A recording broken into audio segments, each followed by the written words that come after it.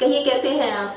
अगर हमें एंटरटेनमेंट चाहिए तो हमें कहानियां पढ़नी चाहिए, और अगर हमें अपने अंदर आत्मविश्वास बढ़ना है ना तो हमें प्रेरक कहानियां पढ़नी चाहिए। मतलब जो रियल जो होती है ना सफलता की कहानियां, जिनको पढ़ के हमें एक और नई ऊर्जा का संचार हो।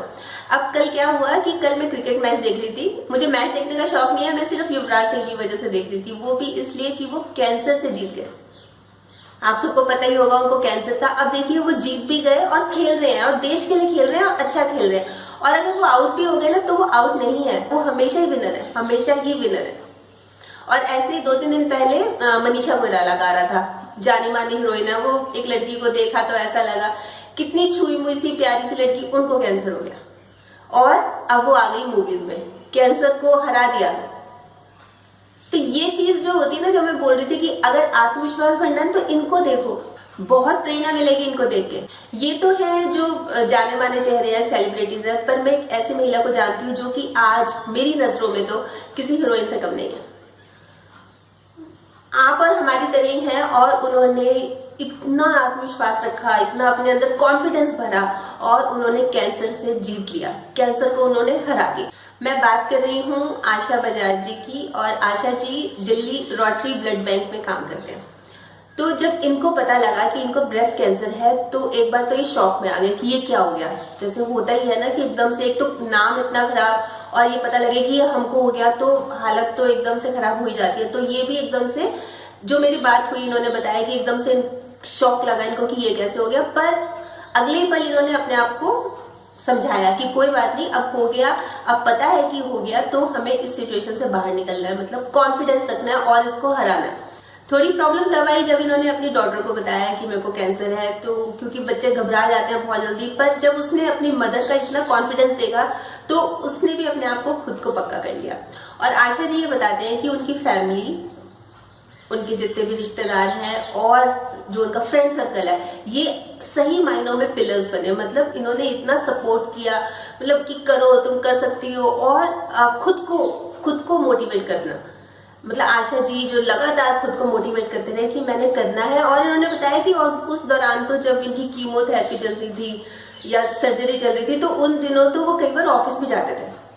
फिर मैंने उनसे पूछा कि आप लोगों को क्या मैसेज देना चाहेंगे, जो लोग फेस कर रहे हैं या जिन लोगों की फैमिली में कोई फेस कर रहा है, तो वो किस तरह से रिएक्ट करें, मतलब क्या करना चाहिए।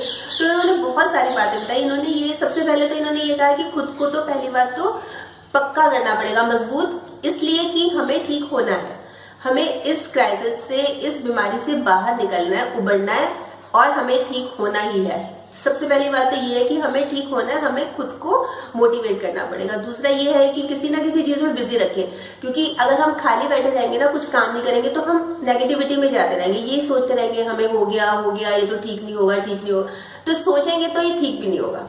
और इसके अलावा खान पान में, मतलब खाने पीने का तो बहुत अच्छी diet, healthy diet, yoga, exercise, ये चीजें तो बहुत ज्यादा मस्ट है, मतलब ठीक रहने के लिए। और जैसे पानी पीना, इन्होंने बताया था स्पेशली कि पानी जितना पिएंगे उतना बहुत अच्छा रहता है, जितना पानी पिएंगे। ये सब उस दौरान की बातें हैं जब इनको कीमोथेरेपी भी चल रही थी, इनकी सर्जरी भी हो रही थी, रेडिएशन वगैरह, ये सब चीजें चल रही थी, ये उस दौरान की बात है।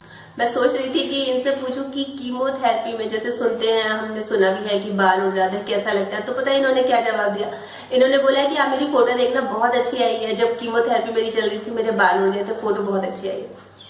और इनकी बेटी आज इनको प्रेरणा मानती है, बल्कि मैं ये कहूंगी कि हम सब इनको प्रेरणा मानते हैं। बेशक ये 100% क्योरेबल नहीं है, बीमारी वापस भी आ सकती है, पर एक बार तो इसको हरा दिया और अब ठीक है। अब तो जैसे रूटीन जो चेकअप होता है उसमें जाते हैं, बस वही बहुत है।